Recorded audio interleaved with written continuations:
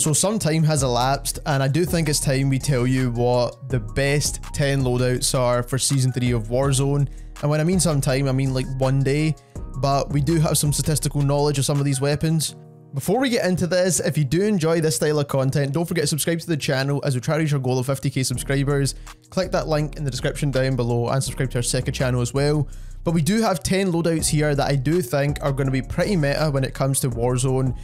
At number 10, we do have our Ghost class, or our Tempered class, whatever you want to call it, but the main thing here is that we're using a secondary weapon. Now, the Automaton did get a bit of a nerf to its headshot multiplier, but it's still one of the better secondary weapons to use. It's probably one of the easier secondary weapons to use, and that's why I've changed the build slightly, because we're using the Agency, the Task Force, the Tiger Team, the Servo 30-round fast mags, but I've put the Microflex LED optic on here just to make sure that we're not missing any shots, because that way we can still get those consistent TTKs. Even though they've removed the headshot multiplier, we're not going to get like an insanely fast TTK anymore, but it's still a solid weapon. Now, you can remove the Tiger Team and put on a Serpent Wrap or something if you really want to, but overall I do think this is the best build for the Automaton pistol. We're pairing this with the FARA, which I think is a pretty solid assault rifle inside Warzone at the moment, especially on Caldera more so than Rebirth, because you are getting a pretty fast TTK. Now, if you are landing those head and chest shots, you're going to get an insanely fast TTK, and that is pretty good with this weapon because the recoil is very low.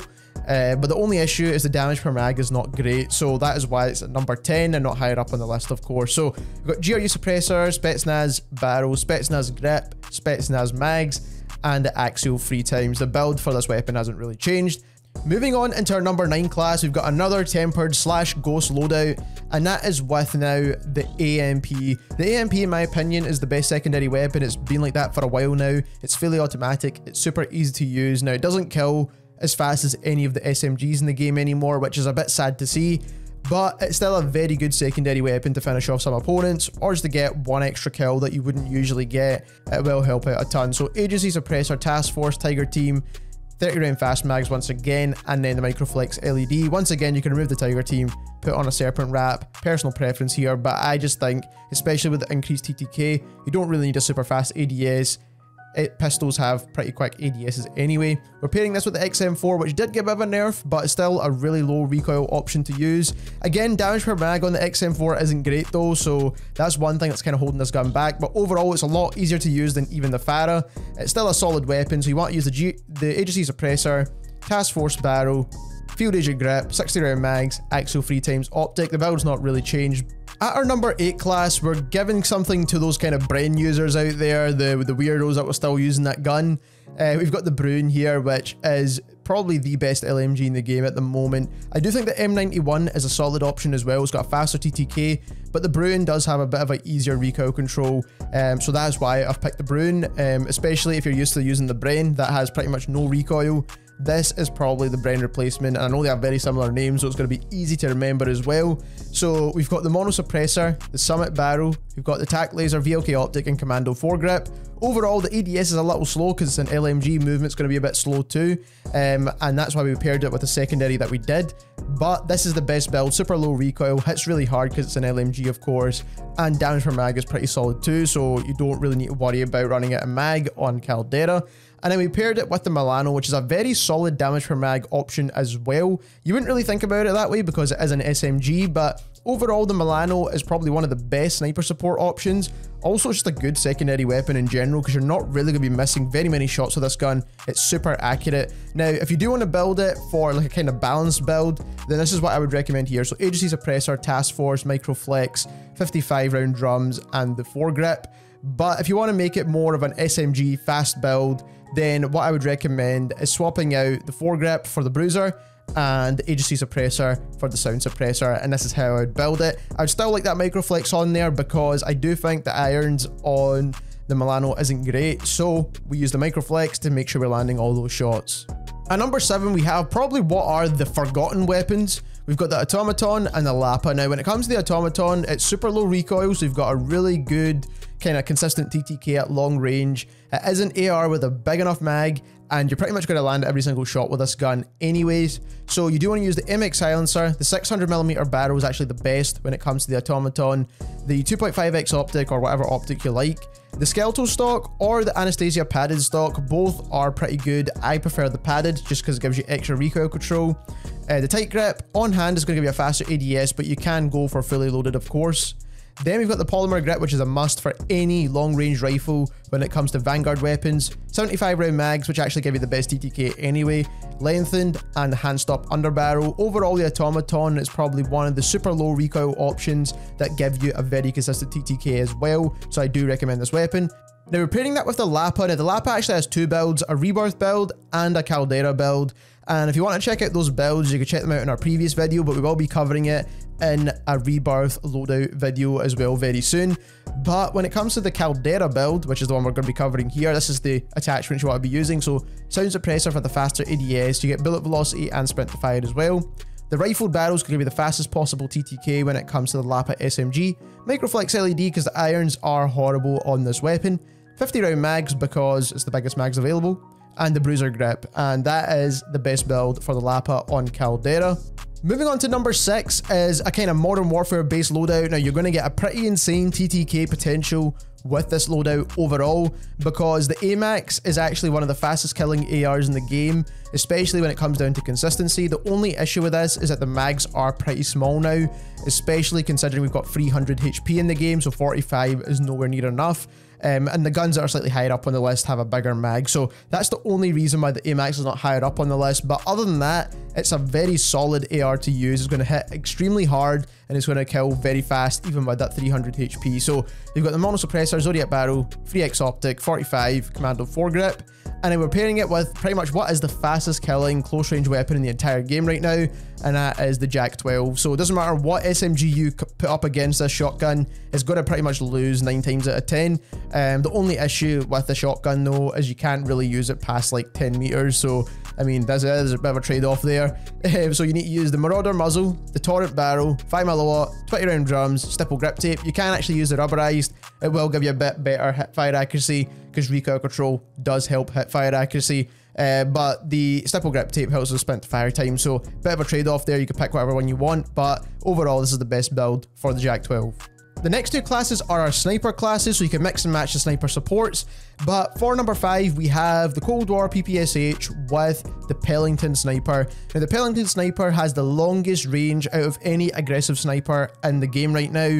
As we all know, aggressive snipers no longer one-shot headshot out to infinity range. So at the moment, the Pellington's probably going to be the best option, if I'm being perfectly honest. So you want to use the wrap suppressor for the best bullet velocity and range, combat recon for the best bullet velocity, 5mm laser for the better ADS time, bruiser grip for the better aiming sway and movement speed, and then the airborne elastic wrap will help with the flinch resistance now, which you definitely need on the Pellington. The flinch is not great on this gun. If you're used to using the Modern Warfare car or the Swiss, those have way better flinch than the Pellington. But overall, this is what we can use right now, is the gun with the best range when it comes to aggressive snipers. ADS is pretty solid on it too. So that is one of our options. The sniper support we're using here is the Cold War PPSH, GRU suppressor, Task Force barrel. You could use the Ranger barrel if you feel like there's a bit too much recoil with the weapon, because it does give you bullet velocity, but it doesn't give you the effective damage range bonus. So that's why we are using the Task Force. Now we're using the foregrip to kind of compensate a bit for the side to side. And then we're using 71 round drums and Serpent wrap. You could remove the Serpent wrap and put on a Microflex on there as well. That's also a very solid build. I just like to have the gun a little bit snappier. At number 4, we have what is the best sniper loadout pretty much in the game, in my opinion. So you've got the Volk, which is probably the best sniper support, and then we've got the ZRG, which is definitely the best sniper in the game at the moment. So when it comes to the Volk build, this is a sniper support build for this weapon. After its recent buff, it's basically became the best sniper support option. It's got a good close range CTK, a good long range CTK, and the recoil is super easy to manage on top of that, even with this build right here, which is built for kind of mainly the TTK of this weapon. So recoil booster for the faster fire rate, obviously that's going to help with the TTKs. We've got the Krosnick barrel, which is going to help with the recoil control overall, which we do need. It's going to extend out your damage range as well. We've got the hand stop under barrel, it's going to help with the recoil. 60 round mags is actually the fastest TTK mags for this weapon, and it's the largest mag, so on Caldera that's ideal. Lengthened, which is going to help with the bullet velocity. Fabric grip to give you a better aim down sight time, and sprint to fire. So fabric grip is going to help out to make it feel more like an SMG. Fleet, which is going to help with weapon swap times, especially to a sniper rifle. Weapon swap times are pretty slow. And also movement speed, which is handy. On hand is going to help with your ADS times. When it comes to the stock, you've actually got two options here. If you feel like the recoil is pretty low and you can manage it enough, and you want a bit more movement, then go for the converted stock. It's going to give you movement as well as sprint to fire, which is always handy. But if you need the recoil control, then go for the Krosnick PS stock. That's going to help out with a bit more of the recoil recovery, the accuracy, and the flinch resistance, which is always useful as well. So both are really good options, and I like the slate reflector, but you can use whatever optic you like. But I do think this is a solid sniper support weapon. Then we've got the ZRG, which is probably the best sniper in the game right now, and with this build, it's definitely the best sniper in the game right now. It's got a 430 millisecond ADS, it's got still one of the fastest bullet velocities in the game, and overall it's probably the best aggressive sniper option. So you want to use the sound moderator, not the rap suppressor, because that's going to build the longest range sniper. We want an aggressive sniper still, so sound moderator is going to be a solid option here for a better ADS time. Combat recon is the best for any Cold War sniper. 5mm laser for the better ADS. Royal and Cross is going to give you a faster ADS time, plus it gives you better peripheral vision. So overall, this is going to be the best optic for the ZRG. And then the Airborne Elastic, you could go for the Serpent. It will give you a faster ADS. I think it brings it down to 420 milliseconds. But the Airborne Elastic overall is going to give you better flinch resistance as well. So that's why I like the Airborne Elastic. But this is the best aggressive sniper in the game at the moment. I know it sounds a bit silly. We're used to the ZRG being long range. But believe it or not, the stats don't lie, and the stats are in our previous video. So if you do want to check that out, we'll leave it linked at the end of this one. At numbers 3, 2, and 1, we have our best AR SMG combos. So you can mix and match the SMGs and ARs as much as you want in these three classes, but overall these are going to be the best 6 weapons in the entire game. So when it comes to number 3, we've got the Cold War AK, which is built with the standard build, which is the GRU suppressor, Spetsnaz RPK barrel, axial 3x optic. We're using the 60 round mags on Caldera now because of that 300 HP. 45 would be good enough on Rebirth if we want to try it out. And then the Spetsnaz grip. This is probably one of the best ARs in the game right now. Hit super hard, you land a couple of headshots, you get a pretty solid TTK overall. You can't really go wrong with the Cold War AK at the moment. It's even a pretty good sniper support if you want to build it that way, but I do think it works best as a long range AR. We're actually pairing this with the OTS, which is actually one of the best SMGs in the game right now. And if you don't like Vanguard SMGs, which I know a lot of people don't, then the OTS is going to be your go-to SMG, and it's pretty meta right now in my opinion. Now, the only main issue with it, 40 round mags is probably not enough on Caldera in my opinion. You could probably down an opponent, you'll need to reload after that. But overall, TTKs are pretty solid. Now, you can build this a couple of different ways. The main attachments, though, you don't want to change is the sound suppressor. It's going to keep that movement speed in the weapon because we do need it because the Vanguard weapons move insanely quick now. Task Force barrel is still a must, especially if you're using it at close range. You need the strafe speeds, very important there. And 40 round fast mags is a must as well. Now, you can swap out the Serpent wrap for even a microflex. I've tried out this way. It works really well. And I do think the Bruiser grip is needed as well for the better movement speed. So this is exactly the way I would build.